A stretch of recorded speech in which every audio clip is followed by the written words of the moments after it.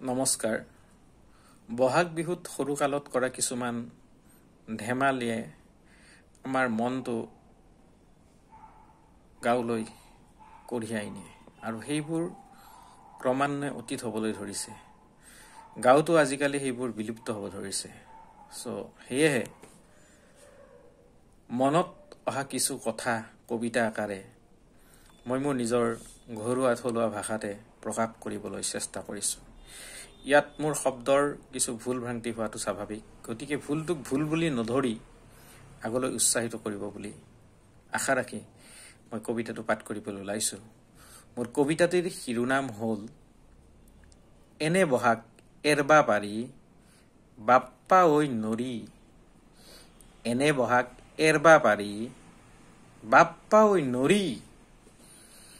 লাও বাংনা দীঘলতি মাখলতি আৰু যে কত কি বিশ্ৰী ফুৰো আমি মানুহৰ ঘৰে ঘৰে যাই। বৰেৰ পুৱাই উঠি মালা গাঁঠো গৰুক শিঙত তেল দি। গৰুৰ লগত আমিও জব্ৰে জব্ৰে গা ধুং নদীৰ মাজত যাই। গধূলা হলি নতুন বাঘাই দি গৰু বান্ধি কি যে আনন্দ পাই। চটলতে দমদৈমা থোপা জ্বলে বিচি দেও ধঙা মাখা যেন চাৰিওফালে যায়। চালা আজি গৰুও নাই ঘৰত কাকনো দিম থোপা। সেইকাৰণে এইবাৰ বিহুত ঘৰকে যাবা নল্লো বাপা। তথাপিতো এনে বহাগ এৰবা পাৰি বাপ্পা ঐ নৰি।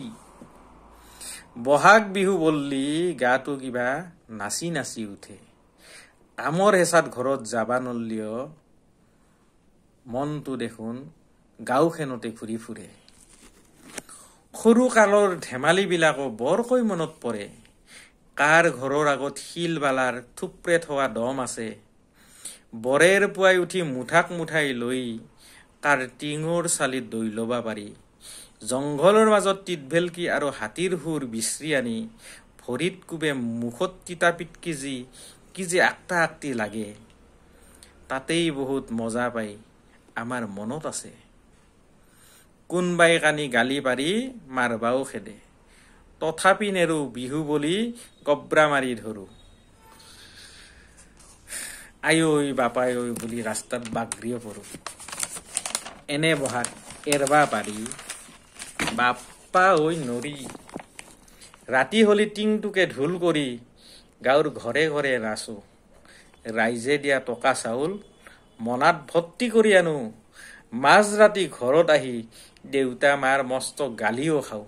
তথাপিতো কিন্তু বিহু বুলি আমাৰ পৰম্পৰা নেনো। থুপৰি কৰি অনা টাকা চাউল চলি মাখাই এটা মস্ত ডাঙৰ খানা খাওঁ। এনে বহাগ এৰবা পাৰি বাপ্পা ঐ নৰি। ধন্যবাদ।